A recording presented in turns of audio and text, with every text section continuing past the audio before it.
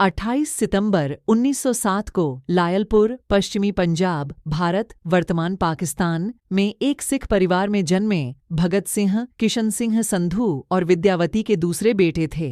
उनके दादा अर्जन सिंह, पिता किशन सिंह और चाचा अजीत सिंह भारतीय स्वतंत्रता आंदोलन में सक्रिय रूप से शामिल थे। ऐसा कहा जाता है कि जब भगत सिंह का जन्म हुआ तो उनके पिता और दो चाचा 1907 में नहर उपनिवेशीकरण विधेयक के आसपास आंदोलन में भाग लेने के लिए सलाखों के पीछे थे।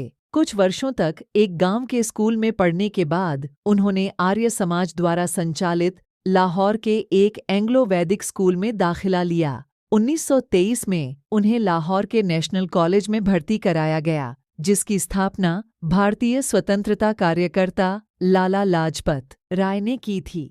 यह कॉलेज 2 साल पहले स्थापित किया गया था, जो ब्रिटिश सरकार द्वारा अनुदानित स्कूलों और कॉलेजों को बंद करने के लिए महात्मा गांधी के असहयोग के आह्वान के अनुरूप था। उनका परिवार प्रगतिशील राजनीति में सक्रिय रूप से शामिल था। भगत सिंह भी भारत के स्वतंत्रता संग्राम में सक्रिय हो गए। जनरल डायर द्वारा हजारों निहत्थे पर प्रदर्शनकारियों की हत्या के कुछ घंटों बाद उन्होंने जलियांवाला बाग नरसंहार स्थल का दौरा किया। भारत में राजनीतिक स्थिति की रिपोर्ट देने के लिए ब्रिटिश सरकार द्वारा साइमन कमीशन की स्थापना की गई थी। सर जॉन साइमन की अध्यक्षता वाले आयोग का बहिष्कार किया गया क्योंकि कोई भी भारतीय इसका हिस्सा नहीं था।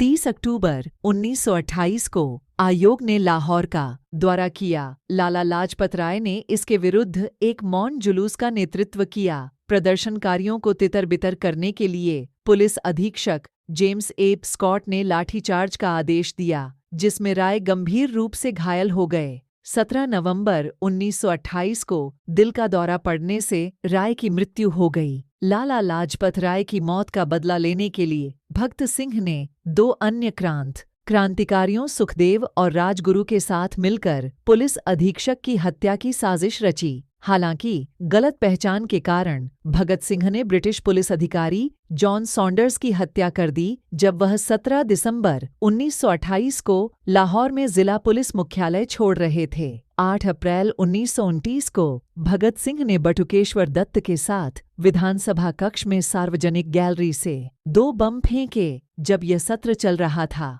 बमों ने असेंबली के सदस्यों को घायल कर दिया। इसके बाद पैदा हुई अराजकता और भ्रम की स्थिति ने उन दोनों को असेंबली हॉल से भागने का मौका दे दिया, लेकिन वे वहीं रुके रहे और लोकप्रिय जुमले इंकलाब जिंदाबाद के नारे लगाए। इसके बाद सिंह और दत्त को गिरफ्तार कर लिया गया और दिल्ली की कई जेलों में ले जाया। 30 मार्च 1931 को शाम 7:30 बजे भगत सिंह, राजगुरु और सुखदेव को लाहौर षड्यंत्र केस में फांसी दे दी गई। अंत में भगत सिंह के कुछ प्रसिद्ध उद्धरण: वे मुझे मार सकते हैं, लेकिन वे मेरे विचारों को नहीं मार सकते। वे मेरे शरीर को कुचल सकते हैं, लेकिन वे मेरी आत्मा को कुचलने में सक्षम नहीं होंगे।